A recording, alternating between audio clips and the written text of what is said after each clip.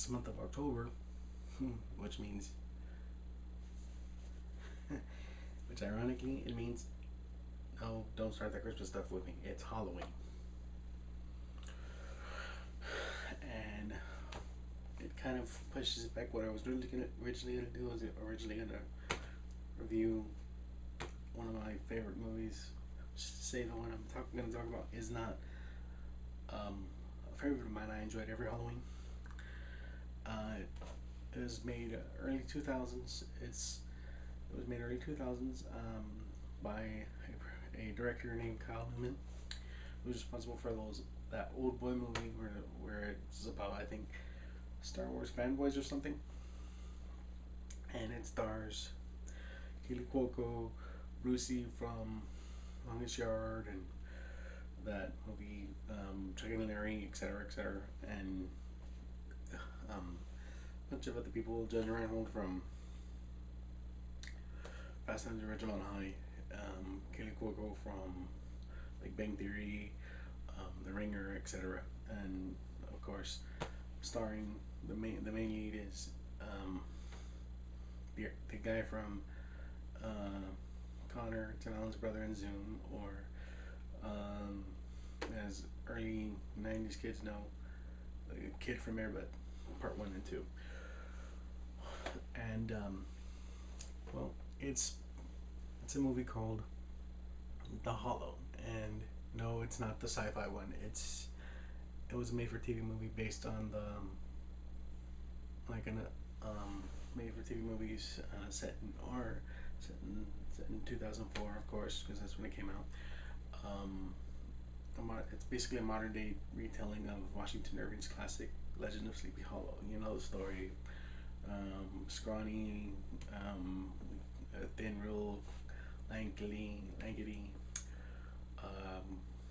paranoid, scaredy cat of a school teacher, Ichabod Crane.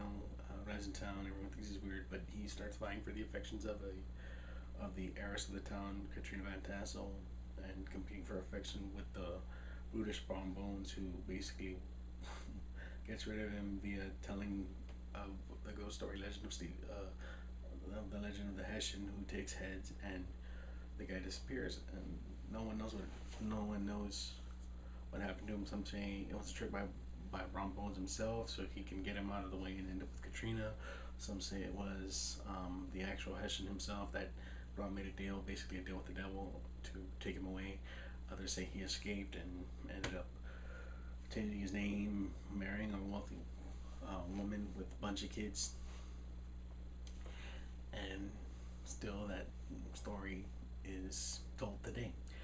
Well, ironically, it's one of my favorites. I love the story, whether it's the book by Washington Irving, whether it's the TV show that used to be on Fox, the animated cartoon, which I watched all the time on Disney without fail, all the other incarnations that I've seen pop up in TV, from Kaler and Wishbone, etc. Well, this one, it was a made-for-TV movie by a guy named Kyle Newman, backed by a bunch of unnamed corporations, Lightning Platform and Seed Productions, etc. And well, it's basically how it starts is that there's this kid who's new to town. He was family the Cranstons, and it starts off with him telling the legend of Sleepy Hollow. Well, yeah, he's telling the legend while at the same time this guy named Hans von, who's basically related to Hans von Ripper. His name's Klaus. He's giving the epilogue, and he's explaining about the ghost story, what happened.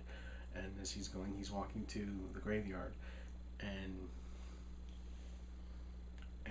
he stumbles upon Washington Irving's grave, which is covered in mines that are getting bigger and bigger. Basically, kind of like they have a mind of their own or something.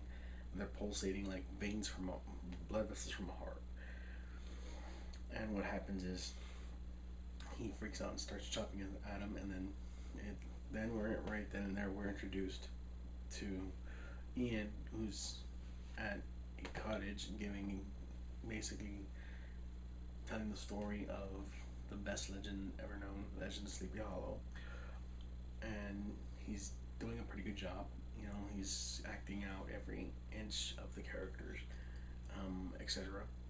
Basically, giving his own summary. And while this is going on, the modern day Brom Bones, Brody, modern day Katrina, Karen, and their friends, Scott and Amber, are there, and well, Brody, Scott, and Amber get bored. Well, mostly Brody, who basically throws a shit. Sorry, I didn't strike that reverse. It basically throws a whiny baby fit and says, "This stinks," and of course, Karen's like, "Quiet, I'm listening, and she's getting all involved and all in there, and so he gets up and he walks away. And he gets his friends and they go, and he's like, "Come on, Karen, let's go. We gotta go." And she's like, "Well, you can go, but I'm staying." So he basically leaves her there, and they end up going to the graveyard. Him and his friends end up going to the graveyard, and they basically start talking. He basically takes her to the graveyard. Of course, Amber's scared, and she's like, "Couldn't we just wait till tomorrow to enjoy Halloween?" And he goes, "Yeah, but we can't be here. We can't be here tomorrow because it's a hayride. You want a scare? Here's your scare." And he's like, "Yeah, but we can't be here because you know the groundskeeper will get us." He's like, remember? And then of course his friend Scott, who's played by the Jurassic Park kid Timmy, Joseph Mazzello, tells him, "Yeah, remember he stuck you in the crypt one time, and he even chases with an axe, dude. He's crazy." He's like, "Yeah, but he was trying to scare us, man." And he's like, and of course, Amber gets after him, tells him, "What's the point? What's the big deal about this anyway? It's just a graveyard, just a stone story." And he's like, and he gets mad and he grabs him. He's like, "The big deal is, you guys take this whole, the whole legacy of this town for granted. Act like it's in just another place on the map. It's not just another place on the map. It's an awesome place. It's a legend. But all we have to show for it is some junior boy storyteller and a hokey haunted hayride." And of course, she freaks out because she knows that he's drunk, and she tells him to let her go. But all he's doing is saying, "All we gotta do is instill some fear. Maybe like us going in the graveyard, messing around the grave, and then maybe only one of us goes away. One of us goes away scot free." And of course, she screams for her boyfriend Scott to help her, and he finally gets the colonies to get him to let her go. And he lets her go, and then she goes, "You know what? If you're so brave, why don't you stick your hand in?" And he goes, "Oh, now you're getting the spirit." And he of course sticks his hand in, and like scares them to the point where they almost have a heart attack, because he makes it seem like something's pulling him into the crypt, when actually it's just him being a douchebag. And of course, when they find out that he's faking, they get ticked off and they leave. And he goes, "It's just a joke, calm down." And he goes, "By the way, if you run into the horseman," and then it cuts back to Ian, and he's telling the ending of the story.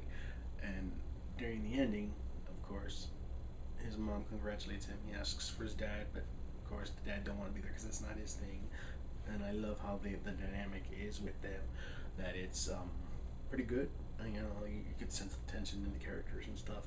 And of course, the mom makes an excuse that, "Oh, it's just the move, and the start of the season just made him so tired he couldn't come," you know, and all this other stuff. And he's like, "Okay." And she's like, "Okay, well, I'm gonna go home." And he's like, "Okay," and then it goes back to the kids at the graveyard, but this time only focusing on Amber and Scott, and she's mad at her boyfriend for not defending her sooner against Brody.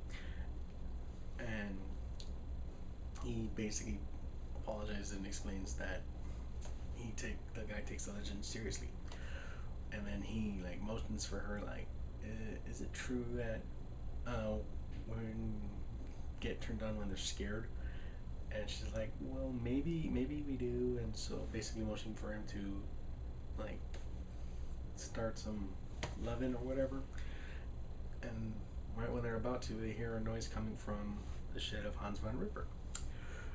And at first they think it's Brody, so they go and check on it to get after him or whatever. And when they go, it's not, you don't see what's going on yet. And he's like, he looks and he sees, and he's like, "Very scary. You had me going there, man." He's like, hey, come and check this out. And then all you hear is and she listens and she's hearing it. She's like, Scott, are you there? Scott.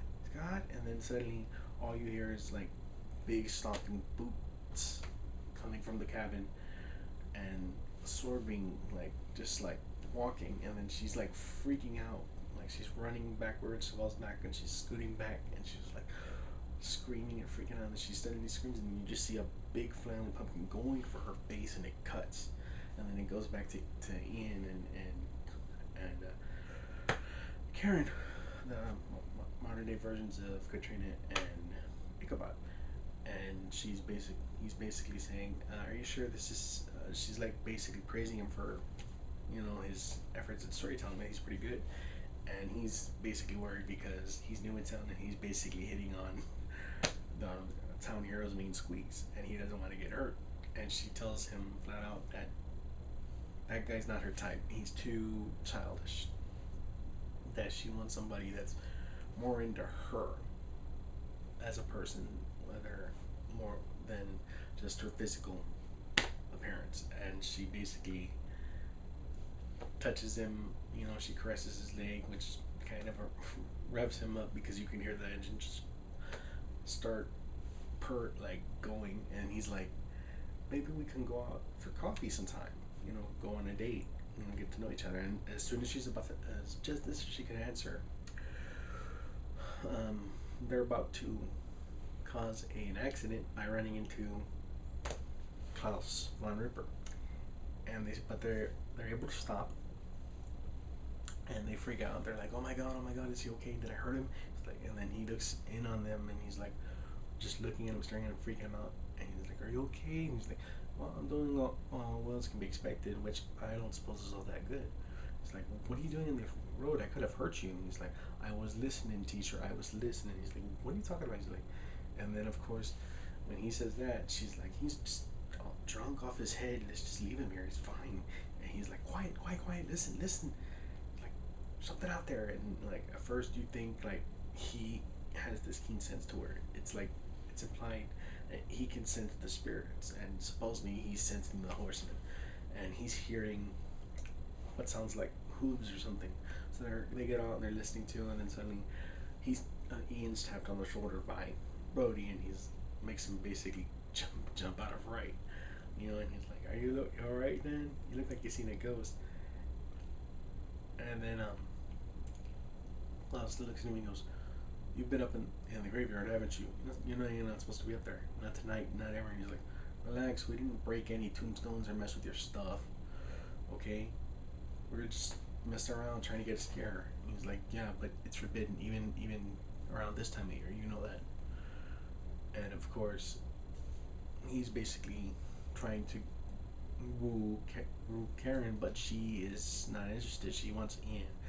But of course, Klaus is there, and he basically is the adult parental figure that basically stops the little lovey-doveyness and tells her to go with what he calls Vandersnap, but let's just call him Brody. He tells her to go with him while he has to go with Ian because he needs to talk to him. Of course, she says, okay, well, rain check, and she leaves with him, with Brody, and then he ends up going with Hans to his house. And he tells him, sure you don't want to sit down? And maybe have a cup or something. And he's like, look, I'd love to, but I'm ready as it is. And if I don't get home, my butt is grass. My behind is dead. I'm already way past my curfew because of you, and I don't have time for this. What do you want? And he's like, and why do you call me teacher? And he's like, look, the reason why I call you teacher is because of your trade, not by your trade or your dad's trade, but farther back than that. It's your destiny to be here. He's like, what are you talking about? He's like, I'm talking about a man named Ichabod. And then he goes, what? You mean Ichabod Crane? Are you crazy? My last name's not even Crane. And he's like, I'm not joking. Here, I got proof. And as he's about to bring out the proof, Ian tells him, look, I'd love to stay here and entertain this, but I gotta go. And he walks on, but of course, Klaus stops him. And he's like, look, wait. He's like, what is it? He's like, and he's listening and he's feeling like basically his senses, and he's like, you might make it. I don't feel nothing. Go on. And I'm not drunk. And he's headed home, but the shortcut home is locked up, which is through a graveyard. And of course, when he's trying to jimmy it open, he runs across a headless horseman, and or what he thinks is the headless horseman. And he's freaked out. His heart's racing, and all of a sudden, the horseman charges at him and tosses, the pumpkin. And he's freaking out, and the next thing you know, there's laughter coming from the costume, and it's revealed to be Brody. And he's like, dude, what the heck is wrong with you? And he's like, you all right? You look like you've seen a ghost. He's like, what the heck is wrong with you? What do you want? He's like, I'm just warming up my horse. I've been itching to get out, and I needed to test to see if I could still see out the costume. He's like, okay, that's real nice. Do you have a key for the gate? And he's like, dude, this gate's been locked up for years. No one has a key. You gotta go back over the bridge. And he's like, dude, I've been thinking. He's like, you should leave that to people who actually have a ring. He's like, yeah, well, I think you should stop hanging around my girl so much. He's like, your girl? He's like, yeah, we had a long talk, and when I took her back home tonight, she agreed to give me a second chance. He's like, and in all honesty, I think you're better off just dating someone on your own level. And he's like, yeah, I think she can speak for herself, so good luck there. And he gets back in the car, heads home, tries to sneak in, but is busted by his dad, who tells him to get to bed because he is in deep doo-doo. And his punishment for being late is that he has to join the football team. But he tells his dad, I can't do it. I'm already part of a team. He's like, you broke curfew and you owe me. So get your butt to bed. And then next thing you know, it's the next day, and he's getting ready for his classes, and then he's basically spotted by his love interest Karen, who's giving him Google Edge from across the hall, tells him to come over so she can talk to him. And her best friend, one of her best friends is like looking at her like, why are you playing yo-yo with this dude's heart? That's sad. That's just pathetic. And she's like, well, excuse me, Miss Popularity, maybe I like the guy. And then she looks at him and goes, well, if you're doing this to make your Brody jealous, I can always set you up with one of my boyfriend's friends. And she goes, yeah, thanks, but I have this thing about guys with tattoos. And she goes, well, it beats having to date a guy who has to pop zits. And she walks away, and then as soon as Ian walks up, he's basically telling her, well, she's basically trying to talk him into going to the pep rally. And as he's about to answer, Brody walks by and basically interrupts. And he's like, you guys seen Scott? I need to copy his homework. They're like, no, we haven't seen him. You're the one that left him in the graveyard. It's like, and I haven't seen, and of course, Karen's like, I haven't seen Amber either, and she never called me back either. And then, of course, Brody interjects, and he's like, man, this really sucks. And then she's like, what, you think something bad happened to him? He's like, no, this is the 100th time I've shown up to school without my homework. Coach is gonna beat me. And then he looks at Ian, he's like, unless we have the same teacher for math class, don't we? He's like, yeah. And then she walks away because the bell goes, and he's like, dude, just give it to me. He's like, okay, fine, but do me a favor, when you're doing it, get some wrong so that she knows it's yours. Basically implying that he's dumb. And of course the guy goes, whatever, dude, and he goes. And then as this is going on, they go to the sheriff's station where Klaus is basically having a freak out. And he's telling the sheriff, of course Brucey, that they have to stop the hayride, they have to shut it down. And he's like, look, tonight's Halloween is going to go off without a hitch. He's like, yeah, but it's not safe. Everyone up there is going to be in danger. The horseman's back because the teacher's back. And he's like, yeah, and it's gonna, and by the end of the night, he's going to turn back into the captain of the football team, okay? And he's like, you don't have proof, you want proof? And he pulls out a letter that belongs to the Cranstons, which is Ian's last name, Cranston. And he's like, where'd you get this? And he goes out of their mailbox, and he's like, look, they're good people. I want to make a good first impression, and you doing this doesn't sit well with my programming. And then he's like, you have to stop the hayride. He basically begging him again, you have to stop the hayride. He goes, okay, I thought about it, and your request is denied. Now, I gotta go deal with these kids that are playing hooky, and you gotta go home, or wherever it is you go. And of course, he doesn't know that they're dead. And he walks away with the mail, and he tells him, "You're gonna be picking up heads at the graveyard." And he goes, "Oh well, that's gonna be the highlight of my day, isn't it?" And then of course it goes to um, back to Ian. He's at school, and she's still talking to him. Kara's still talking to him, trying to get him to say it's the pep rally.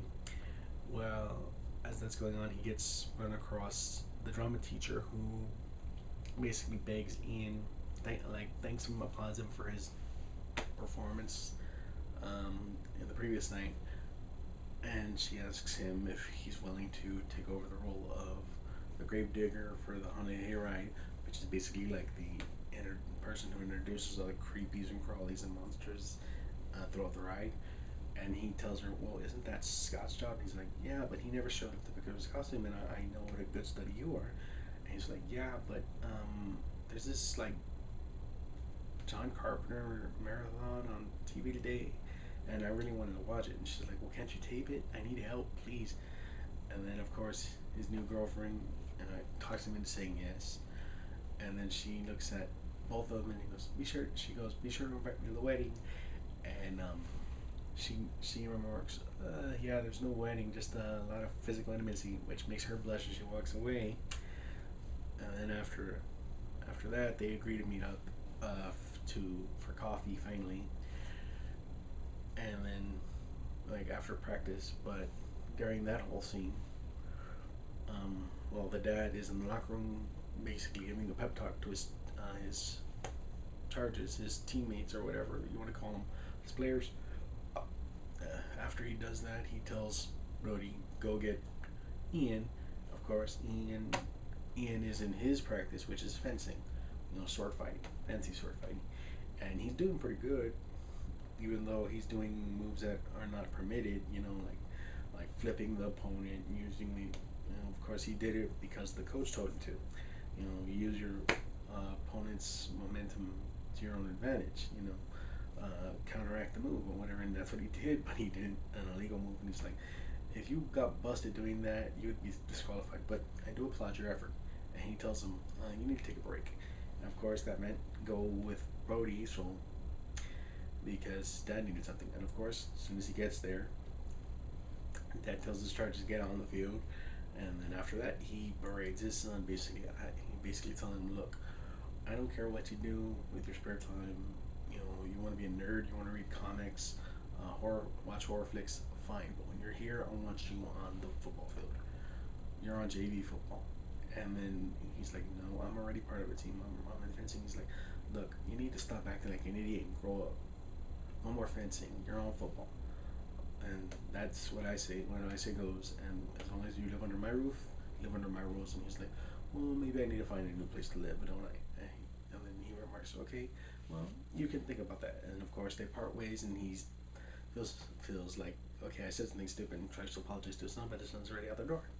And then it goes to we suddenly go to the part where they finally meet up after school, and she's holding her pom poms, and then he basically apologizes to her for being late because his dad interrupted his practice. And then she goes, "Well, at least you don't have to carry these around." So they trade, and they start acting funny and silly with each other, but are interrupted by Brody, who basically makes fun of him, saying, "Your dad would really enjoy this." And of course, Karen looks at him and is like, "What is it you want?" And he goes, "Can I talk to you alone?" And he walks away, and he's like, "Yeah, go ahead." And then he's basically begging her, like, "Can we please go to the homecoming with me, please?" And then she's like, "Well, you settle for maybe." He's like, "Well, what do you mean? You have a better offer than me? Who's better than me?" And then she looks at Ian, and he's like, "Really? Him? You gotta be kidding me." And she's like, and he's like, "You know what? It's fun. You did this to make me jealous. Fine. Stop playing yo-yo with this kid. Just let him off easy and come back to me." And she's like, "You need to get over yourself. You're just full of it." And then, of course, he gets all ticked off at Ian for taking his friend's place at the hayride, and tells him, like, "You're not even from here. What the heck is going on?" He was like, and he was like, "Okay, fine. If you're gonna be part of this, I expect an awesome build-up. Otherwise, I'm gonna beat you." And he's like, "Fine, whatever. Who cares?" And he walks away. Of course, after he walks away, they remark, you know, they basically make fun of the fact that he's a jock, and yet all he's obsessed with right now is being the headless horseman.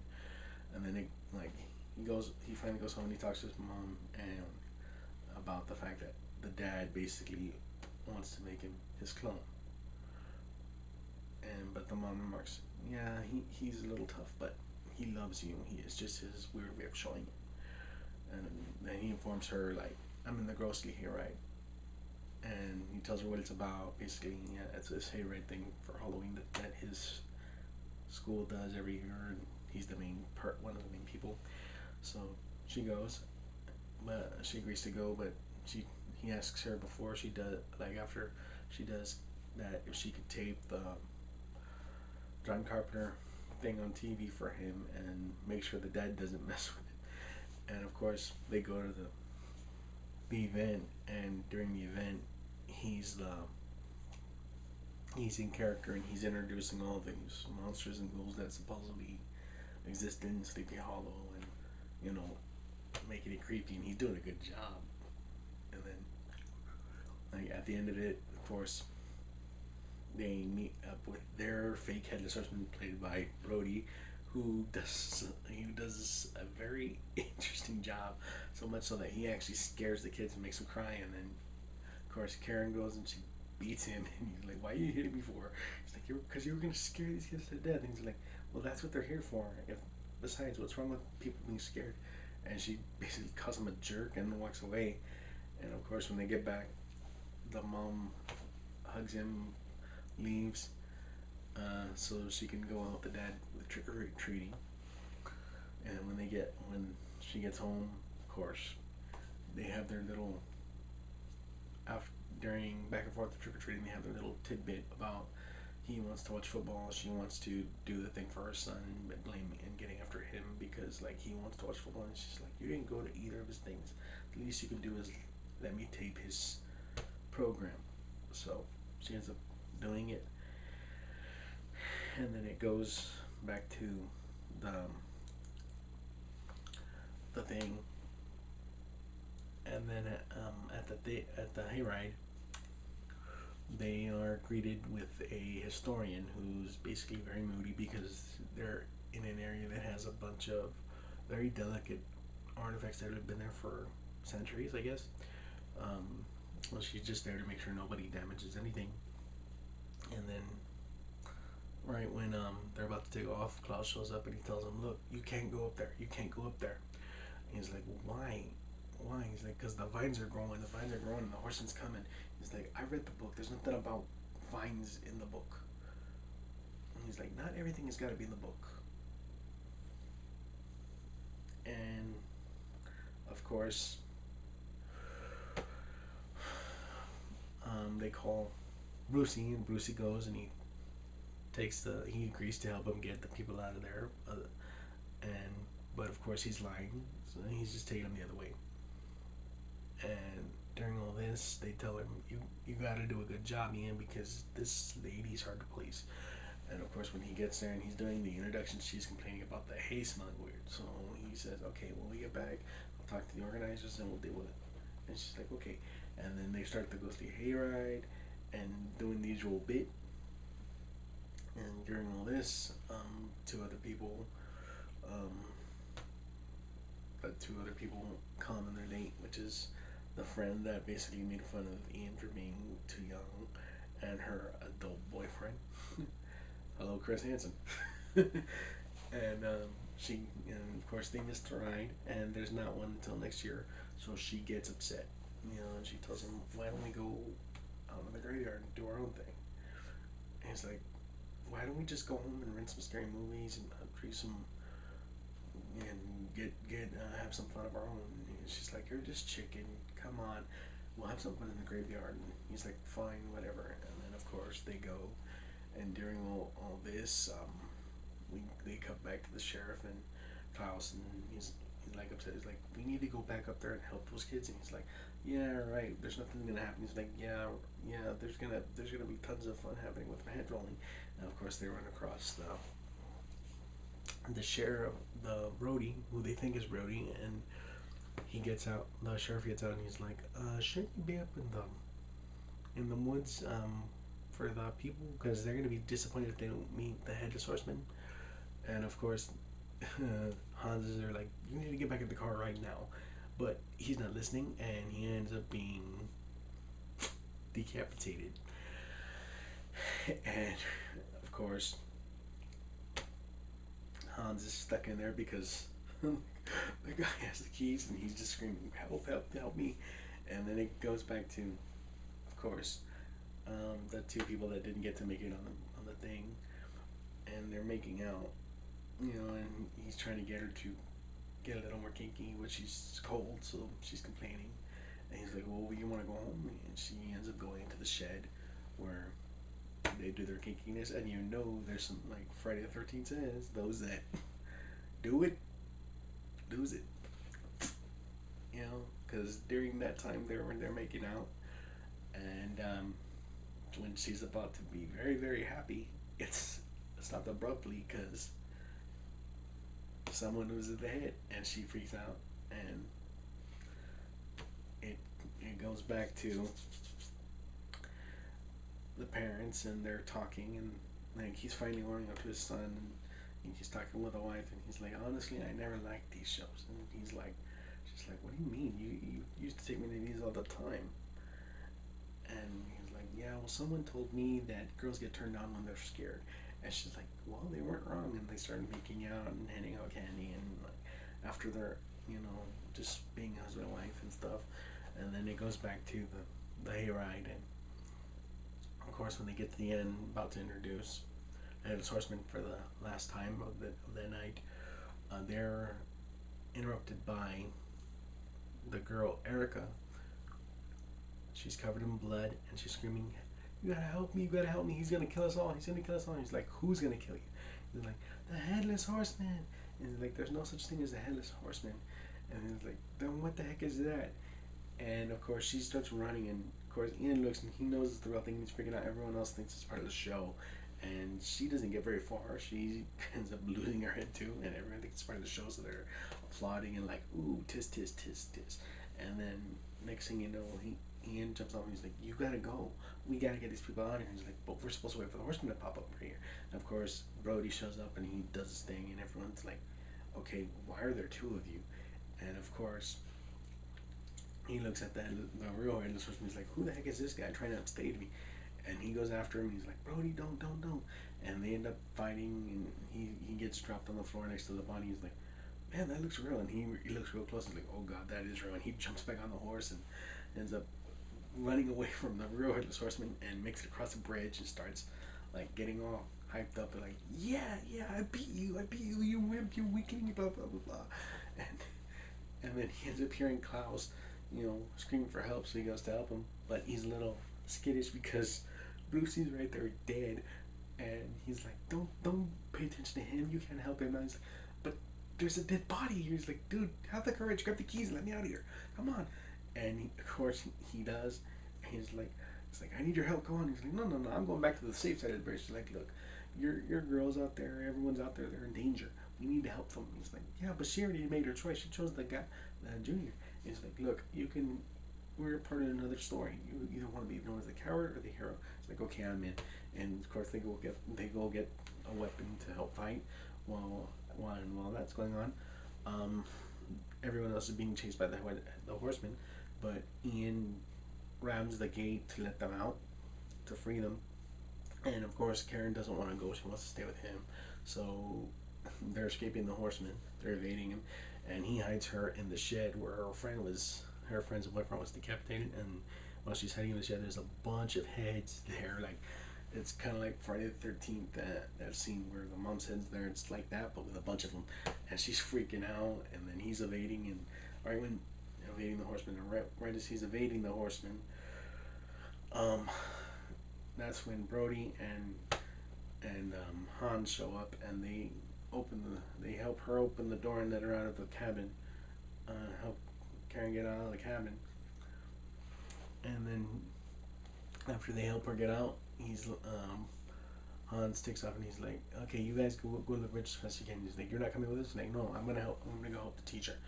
And of course he does. He hits him real hard on the chest, the Hessian, but that helps. That's doesn't do anything. Just puts him to sleep for like a millisecond, and of course they don't know that. And Ian's like, dude, you killed him. It's over. He's like, no, no, no, you can't kill what's already dead. Come on, let's go. And then they start talking, and they're like, we need something from the Horseman's own time, and like they're talking about ways to get rid of him, and they make it across the bridge, and they go with Brody and Karen, and they end up thinking about how to kill him. They're like, we need something from the Horseman's own time, and they end up stopping at his ancestor's grave, and they open it up, and there's a sword from that time, that same time period that he's supposed to be from. So they give it to Ian. It's like, you gotta ram it straight through the guy's heart to stop him. And then it's like, there's some, and she's like, they look at him, they look at each other, and it's like, yeah, but he won't bother us, right? We're over here. What's the problem? It's like, we gotta save the people. And he's like, yeah, but he wants me. Who cares? Who cares about the people? He's like, I mean the hayride people. He's like, oh, they're safe. He's like, what are you talking about? He's like, I busted the gate. They all got out. He's like, what do you mean? I busted the gate that leads in the graveyard. And he's like, oh, why'd you do that? It's like, because we were trying to help the people. And he's like, yeah, but because you did that, the rules are cut. And he's like, what do you mean? He's like, see, he's after Crane, and if he could, he'd just take your head and be able to be done with it. But he wants a Crane. It's not specific to any Crane. And then the wheels start turning in his head. He's like, oh dang, he's after Dad. And then there's the mom and the dad are there handing out the candies. They're being what they think is tricked by some kids. There's strange noises and everything going on. And they're looking, and no one's there, so they turn in for the night. And then suddenly, like, as they're shutting the door, Ian shows up, and he's like, get inside. And he's like, what are you talking about? He's like, get inside, shut the door. And they lock the door, and he's freaking out, and he has the sword, and he's like trying to protect his dad. And he's like, his dad looks at him like, you're crazy, what the heck is wrong with you? And the mom's like, just being a good mom to her son. Is like, how was the second night ride? Who made this movie? What are you doing? And then she freaks out because of the sword. Of course, he gets his parents in the way because something just crashes through the window. Of course, the dad thinks it's a brick from trick-or-treaters. Of course, it's not. And as he's looking, the Hessian pops up behind him, and grabs him and throws him against the wall, about to decapitate him. And right then and there, that's when Ian like chops the hand of the Hessian, making him run off. And then of course there's a knock at the door. He opens it up, and it's Brody, Karen, and Klaus, and they're like, "You all right? You all right?" And he's like, "Yeah, it worked. He's gone. He ran off." He's like, "Yeah, that didn't do it. You know as well as I do. He doesn't run. He's going to look for more heads to feed the vines so he can get stronger. And you guys got to go do it. You got to go deal with him. You got to stand up to him." And of course the dad's like, "Why does my son have to do this?" He's not going after that crazy lunatic. He's like, "I didn't say just him. You're gonna go too." He's like, "What do we have to do with this?" And then of course the son's like, "We're the only ones who could stop him, Dad." He's like, "You're talking crazy. How can we stop him?" He goes, "Because we've done it before. Our family's done it before." He's like, "What do you mean?" He's like, "We're descendants of Ichabod Crane, Dad. We gotta do this." And of course the dad decides to go with him. And as they're hunting down the horseman, they have no idea that he's actually messing with them until later on, when they finally realize that he is actually messing with them. He's toying with them. And then he knocks the dad unconscious. And as he's about to take the dad's head, Ian tells him, "Look, what's wrong with you?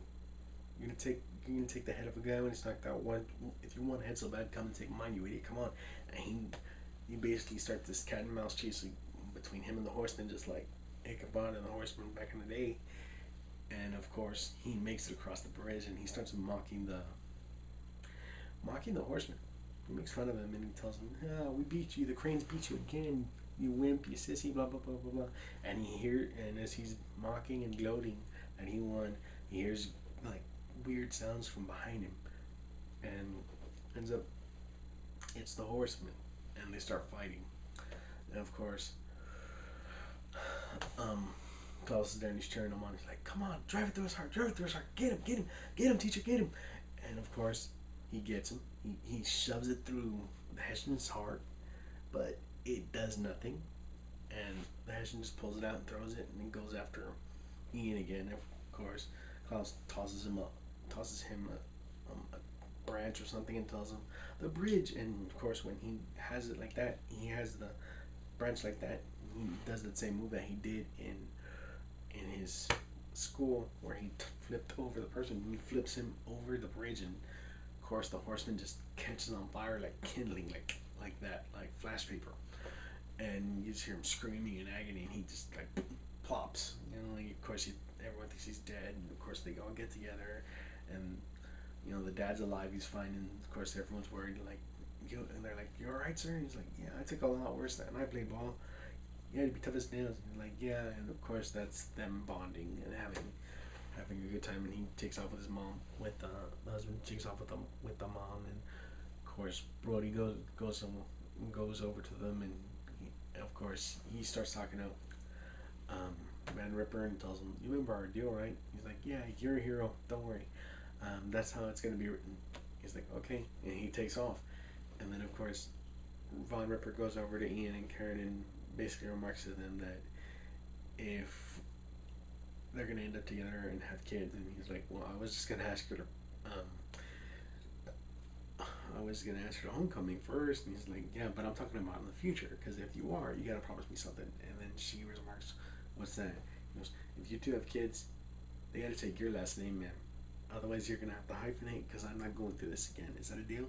And of course, they agree, and they take off. And as he's about to go, he smells something or feels something in the air, turns around, and ends up screaming, which implies that the horseman is not dead. And the film ends to a very, well, basically, it ends with a song that does not really fit in the movie. But all in all, the movie, in my opinion, the movie's good because I enjoy it, because I enjoy the story, and it's nice to have a retelling. However, the only gripes I have with the film, other than the music, um, the ending music technically, because to me that ending music didn't really fit in it, and I'm kind of curious to why a Backstreet Boy's in it, because I've never really seen a Backstreet Boy act outside of Sabrina, and even that was kind of weird. But they all did a good job. You know, all the guys I know can acted pretty well in this movie. For it kind of felt like a B movie, but it was still good. I mean, like I said, I like the story because I'm a big fan of the original story, so it's nice for a modern day retelling. Of course, one thing they could have improved on is the lighting, because in the movie you watch it, you basically have to watch it in pitch black because everything is just so dim and dark in that movie. I mean, I get it, go for atmosphere, but Tim Burton did the movie and he did the same thing, but it wasn't so dark you couldn't see. It was like grayish, you know, morbid. You know, could have done something like that, you know, or like, and it doesn't really explain. You know, the vines are not really explained. How does that work, or how the heck did the Hessian wake up? How did it know that Ichabod's descendants were back? You know, did it? What was it? Did it follow them all these years? Did that head that hit him have something to stick with him? You know, elaborate on that, explain on that, build on that. That's what I would do if I was making this movie. And, you know, I would have had it like maybe this part of the spirit was in the pumpkin, and after it hit Ichabod and he got away, and maybe it stuck with him all these years and followed him for centuries. You know, tracking his movements and stayed with the family, the descendants. You know, the firstborns of all the Cranstons or Cransons or whatever you want to call them, until he was back. And then, of course, you could have had, you know, the spirit get back into the Hessian's body and show him coming up, instead of having this like Jason build up, because at least with Jason you already know the story about how he came to be. I mean, yeah, you know, we know the story because of Sleepy Hollow for those that actually read the books or see the cartoons, but we don't know this current one. Like, how you could have went over to the Anonian Raven and implied that that's where the Hessian is, or and showed him come up and had him stalk the Cransons for a while, you know, and then build it up from there. You know, of course, the killings made sense to me, but you know, if his main goal is to go after the Cranes or the Cranstons, why not have him stalk them or something? You know, he's a Hessian. He's supposed to be that. You know, it would make more sense for him to stalk them if he's after them. But I get it. You know, they said that he can't go past because the gate was closed. But That's what I would change. I mean, have him stalk them when they get there. Have him, been following them for years, for centuries, so that's how he knows that they're back. You know, focus more on that. Um, man, because it makes sense. I mean, or at least have him adapt with the times to where, you know, because I've seen posters where he's chasing him with a car, and he's not doing that in the movie. I mean, have him do that. Have him take a car instead of a horse. Realize that a car's faster. Get a car and starts chasing after them and just catch up to him, run him over, and boom, pin him. And the one, do that. It could have made sense or something like that. Or uses power, uses ghost powers or something in some way. Do something like that. You know, twist it in that way because it would, for me, it would have made more sense. But mostly, I like the movie. I gotta say, it's a Halloween treat for me. It's a Halloween for me. It's a Halloween classic. I don't know how other people view it, with the exception of some people who actually seen it. But I know it's a made-for-TV movie and not shown a lot. And of course, it's in rare circulation, DVD wise or digital. But it's a good movie. I like it. I enjoy it, and I would recommend it to anybody. Um, Whereas I would say if you're a teenager or an adult and you can handle blood, guts, gore, and foul language and a bit risque kind of scenes, it's good. It's a pretty good, decent film, especially if you're a big fan of Sleepy Hollow, um, or anything related to that story. Um, I recommend it. But if you're one of those people that gets scared easy, I mean, it's cheesy. It's a B movie. It's not really scary. But if you're a person that gets really really scared easy and has a thing for bad language, etc., I recommend you stay away from this. Especially don't show this to kids, especially with the decapitations, the blood, the innuendos of intimacy or foul language. It's not for children, but if you're into horror, you're into Sleepy Hollow, Legends, stuff like that, this is a good movie to check out. I recommend it, and that's my review of The Hollow. I mean, that's it's a pretty good film, and I'm gonna work on some more for the month of October, and maybe when this is over, gonna get back into the original movies. But right now, I'm enjoying doing Halloween videos. I'm debating whether or not to do either Hocus Pocus or something of that nature. So I hope you enjoyed this, and hopefully I can do some more. And leave it in the comments if any of you ever saw this movie. What was your thought? What would you like me to review next? What were your favorite Halloween films to watch during the month of October? I mean, what do you enjoy watching? Do you enjoy watching scary movies, slasher movies, monster movies, movies about demons, movies about ghosts, movies, cartoon specials via Nickelodeon, via Cartoon Network, Disney, whatever, leave it in the comments. What was your thoughts, or what do you think I should review next? And hit that subscribe button, ring that bell, and hope to do some more later. And have a good October. Be blessed. Peace. I'm done.